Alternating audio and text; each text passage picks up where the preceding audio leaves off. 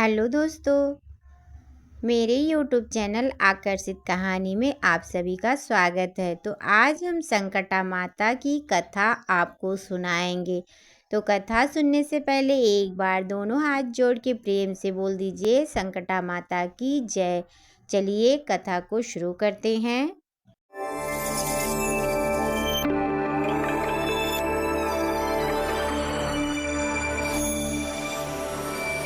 एक बुढ़िया थी। उस बुढ़िया का एक बेटा था जिसका नाम था रामनाथ। रामनाथ घर धन कमाने के लिए परदेश चला गया था। बुढ़िया अपने पुत्र के विदेश जाने के बाद बहुत चिंतित और दुखी रहने लगी, क्योंकि बहू उसे नित्य खरी खोटी सुनाती रहती थी। इसलिए बुढ़िया प्रतिदिन चिंतित और उदास रहती और घर के बाहर स्थित कुएं पर बैठकर रोया करती थी। बुढ़िया का यह हाल रोज चलता रहा ऐसे ही। एक दिन कुएं में से स्त्री निकली और उसने बुढ़िया से पूछा, बुढ़िया माँ, तुम इस तरह बैठकर क्यों रोती हो?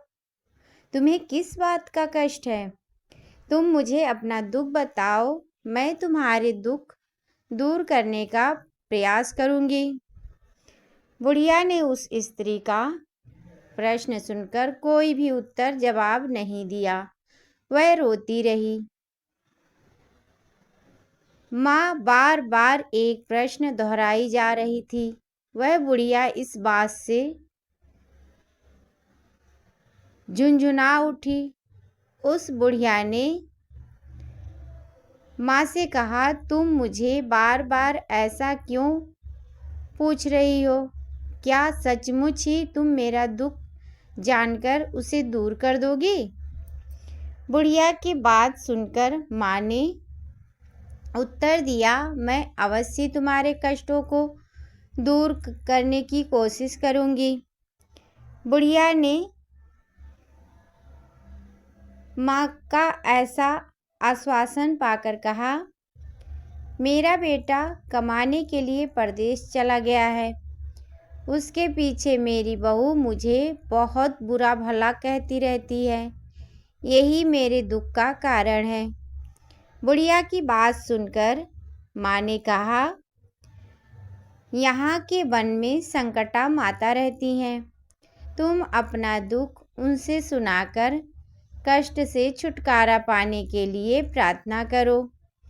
माँ बहुत दयालु हैं, दुखियों के प्रति बहुत सहानुभूति रखती हैं। निसंतानों को संतान, निर्धनों को धनवान, निर्बल को बलवान और अभागों को भाग्यवान बनाती हैं। उनकी कृपा से सौभाग्यवती स्त्रियां का सौभाग्य अचल हो जाता है। कुंवारी कन्याओं को अपने इच्छित वर की प्राप्ति होती है। रोगी अपने रोग से मुक्ति होते हैं। इसके अलावा जो भी मनोकामना हो वह सभी को पूरा करती हैं। इससे कोई भी संदेह नहीं है। माँ से ऐसी बातों को सुनकर बुढ़िया संकटा माता के पास गई और उनके चरणों पर गिरकर विलाप करने लगी। संकटा माता ने बड़े ही दयालु से बुढ़िया से पूछा, बुढ़िया, तुम किस कारण इतने दुख को बार बार रोती रहती हो? बुढ़िया ने कहा, हे माता, आप तो सब कुछ जानती हो। आपसे तो कुछ भी छिपा नहीं है। आप मेरे दुख को दूर करने का आश्वासन दो, तो मैं अपनी दुख को आपसे सुनाऊंगी। बुढ़िया की बात सुनकर संकटा माता ने कहा, मुझे पहले अपना दुख बताओ। दुखियों का दुख दूर करना ही मेरा काम है। संकटा माता के ऐसे कहने पर बुढ़िया ने कहा, हे माता, मेरा लड़का प्रदेश चला गया है। उसके घर में ना रहने से मेरी बहू मुझे बहुत तरह तरह के ताने सुनाया करती है।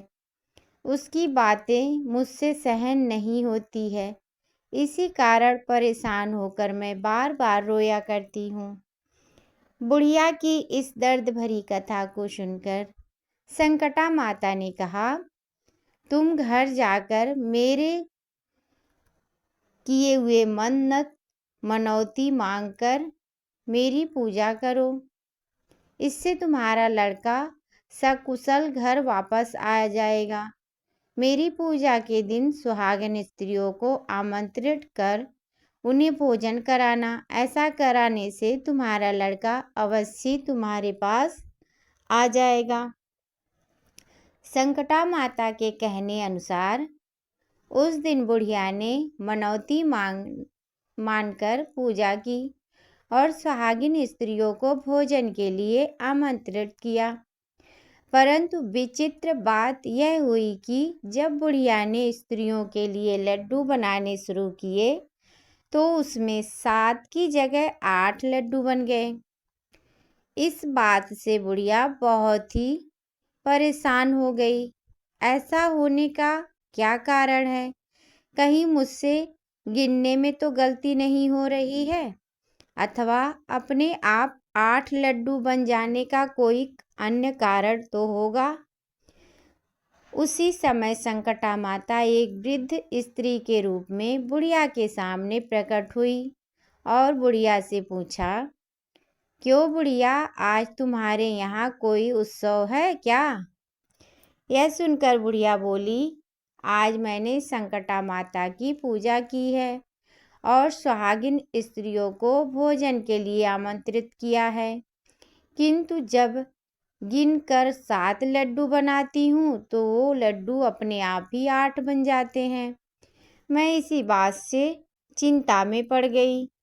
बुढ़िया की बात सुनकर संकटा माता ने कहा, क्या तुमने किसी बुढ़िया को भी आमंत्रित किया है? बुढ़िया कहने लगी, नहीं, मैंने ऐसा नहीं किया है, परंतु तुम कौन हो?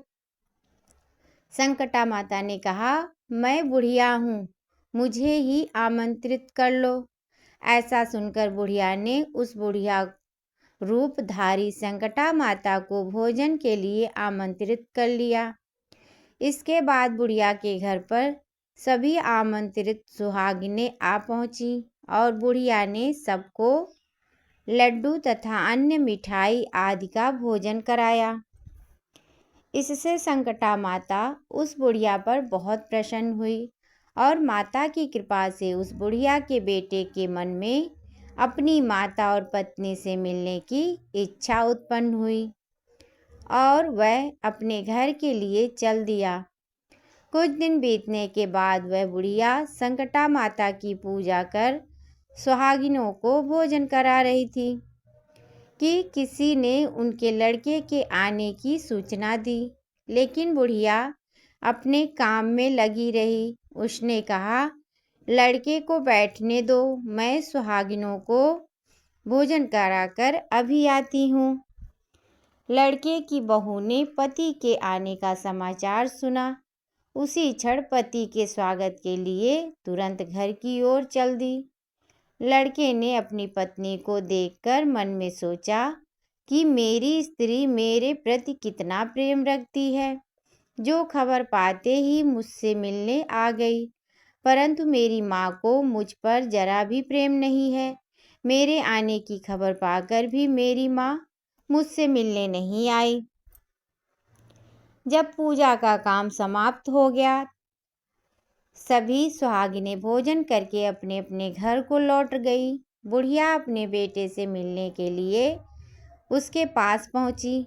माँ के आने पर लड़के ने पूछा, माँ अब तक कहाँ थी?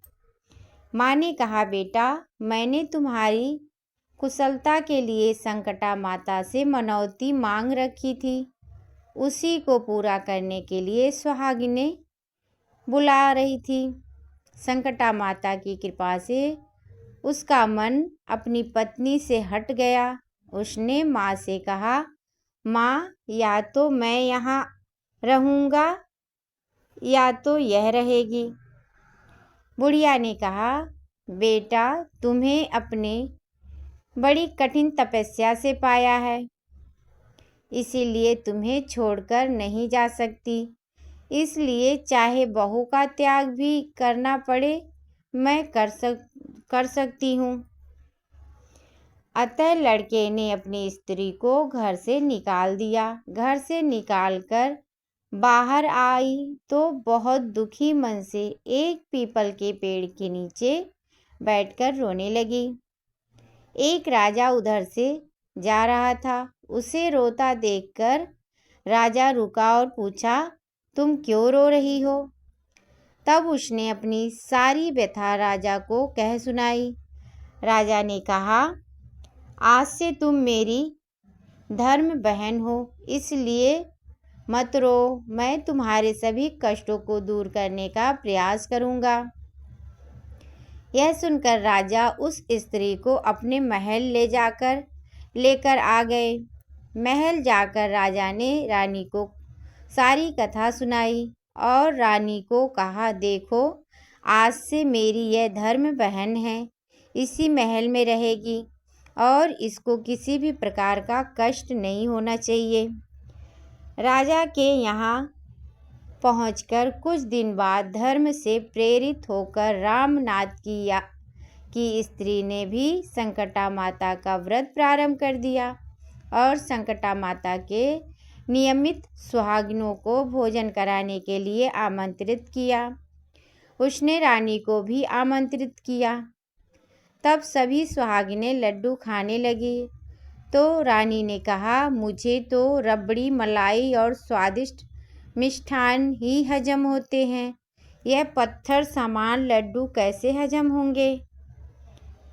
ऐसी अवहेलना पूर्व बातें कहकर रानी ने लड्डू खाने से मना कर दिया।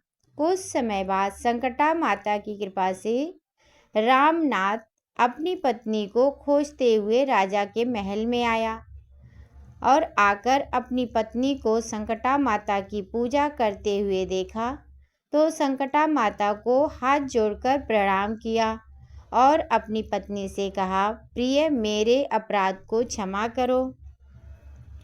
पत्नी ने कहा, नाथ, यह सब तो मेरे से ही होता है, इससे आपका कोई दोष नहीं है। आप मेरे ईश्वर रूप हो, मेरे ही अपराधों को क्षमा करो। यह कहकर दोनों ने विधि पूर्वक संकटा माता व्रत कथा सुनी, संकटा माता की पूजा की।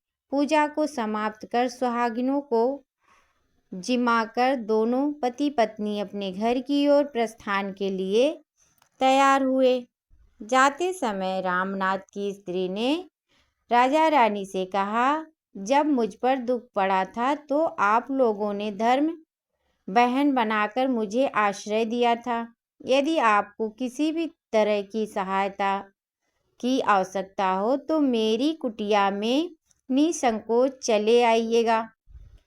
ऐसा कहकर दोनों पति पत्नी अपने घर चले आए। संकटा माता के प्रसाद का निरादर करने के कारण रानी पर भारी संकट आ पड़ा। रामनाथ की बहू के जाते ही उनका राजपाट नष्ट हो गया। ऐसी विपत्ति में पड़कर रानी ने राजा से कहा, मालूम वह तुम्हारी धर्म बहन कैसी थी? उसने यहाँ से जाते ही सब कुछ नष्ट हो गया।